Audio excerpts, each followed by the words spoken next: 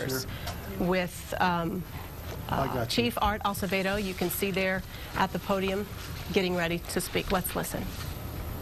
Hey, good afternoon. First of all, I want to thank everybody for being here. On Good Friday, I think everybody knows that we've had a very trying 24-hour period in the Austin Police Department. The first thing I want to do before I go into my comments is I really want to thank the city manager and the mayor and this community for the overwhelming support that this department has received today. And I really want to thank our fire chief and our EMS director for their support and their personnel support. This is the most trying day of my 5 years here, and we're getting through this together as a community. This evening I'm going to talk about two critical incidents. As far as I know, this is kind of a first for us as a city. I don't know of anybody that has more historical knowledge than me that can think of a night where two officers had deadly encounters with deadly results for this community and for this department.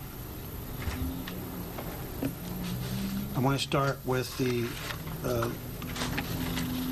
line of duty death of Officer Jaime Padron, number 6674 of the Austin Police Department, Adam 700s. As you all know, on Friday, April 6, 2012, Officer Padron responded to the Walmart located at the 12900 block of North IH-35 at approximately 2:20 a.m.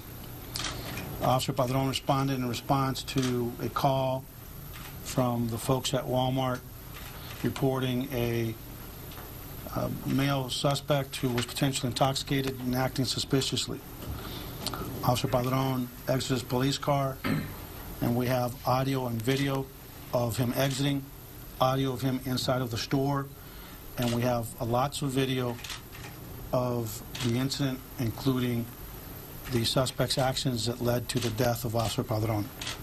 Upon entering the store, Officer Padron was met by members of the Walmart loss prevention staff who gave him a quick briefing of what was going on. They pointed out the suspect to him. The suspect immediately tried to flee from Officer Padron. A struggle ensued where Officer Padron and the suspect fell to the ground.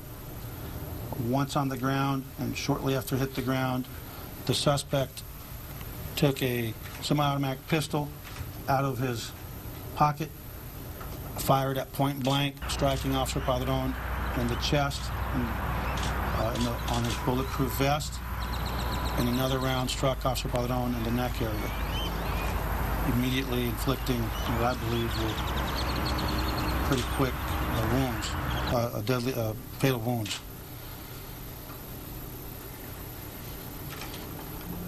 One of the things that makes the city of Austin very special, people have asked me, what's the mood of the department? Is there anger? And having been up now, all of us, for about 24 hours, I can tell you that from the police department's perspective in terms of this incident, there's a tremendous silver lining that I think our officers is not lost upon them. Because as our officer laid down his life in the service of the people of this community to protect the members of the Walmart team and to protect the patrons that were shopping in there, we've seen on video members of the Walmart team, after our officer was shot, immediately without hesitancy taking action to take that suspect and detain him. As a matter of fact, in the process of taking that suspect down and keeping him down, the suspect actually took an additional third shot aimed at one of the Walmart personnel. Our officers are aware of this, and I believe that that's the silver lining for us. It gives us a great sense of pride knowing that we serve people in this community that would not hesitate to put their lives on the line for this officer that gave their life for them. And I can say with a straight face that having been in law enforcement 26 years, I have personally been involved in incidents involving police officers in other cities where Officers that I've worked with and worked for me went down on their motorcycles, were involved in altercations, and despite thousands of people on a busy California freeway, not one person stopped to help. But in the city of Austin, people without any hesitation put their lives on the risk. And I think it has spoken to our men and women about the support, the respect, the admiration that they have earned and they will continue to earn from the vast majority of this community. And so there is an anger in our department. There is a lot of tears flowing. There are a lot of tears flowing. There's a lot of hurt. But that unselfish act, that selfless act, is the beginning of the healing process for this department. And for that, once we put our officer to rest and give him the honors and his family the honors that he deserves, we will deal with honoring those folks later on. Thanks to the Walmart employees taking action, no one else was injured.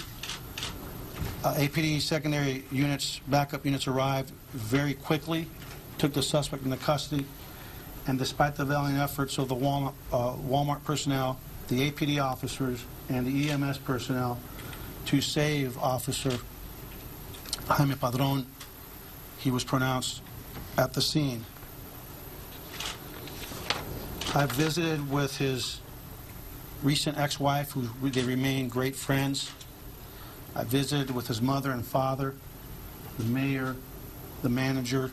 Our staff have visited with them, and I can tell you that what I told them is that despite the fact that we have 2,300 employees, Officer Padron stood out. I knew exactly when I got that call in the middle of the night who they were talking about. He was special. He was quick to smile. He was a guy that I don't remember ever hearing a cross word from him. You know, we hear a lot of complaints sometimes, and this is a guy, I don't know if he ever had a bad day, and that's what makes it even doubly tragic for us. And when I was able to share to the family, what we shared with their family was that although I didn't know them and we didn't know them, we know they were great people because they truly raised a great son who died a hero. The most tragic thing for me is that there are children involved. And I don't know how that happens, but it seems like 98% of the time there are children involved. He left behind a 10-year-old daughter, a 6-year-old daughter, his loving parents, and additional family members. They are all here. We are taking care of them, and we're going to see them through this, just like we're going to see those young girls, and we're going to help making sure that they have everything they need throughout their lives. The suspect was arrested upon the backup officer's arrival. The suspect that took the life of our officer without excuse or justification is an Asian male, 24 years of age. His name is Brandon Montgomery Daniel. He has been in Austin for approximately 1 year, and he moved here from Fort Collins, Colorado, approximately a year ago.